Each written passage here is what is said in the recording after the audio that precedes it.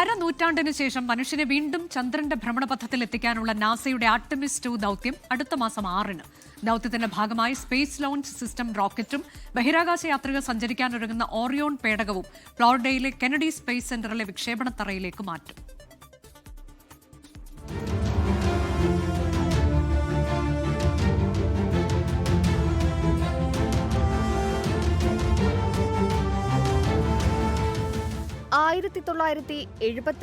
December 19 ചന്ദ്രനിലേക്കുള്ള അമേരിക്കയുടെ ഏറ്റവും ഒടുവിലെ Apollo ദൌത്യം.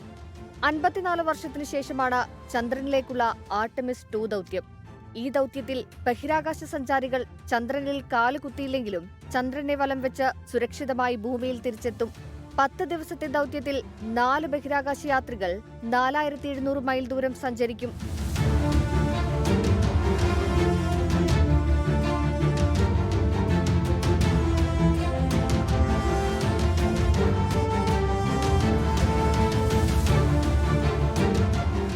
Read Wiseman, Victor Glover, Christina Koch, Jeremy Hansen എന്നിവരാണ് ആർടെമിസ് 2-വിലെ സഞ്ചാരികൾ.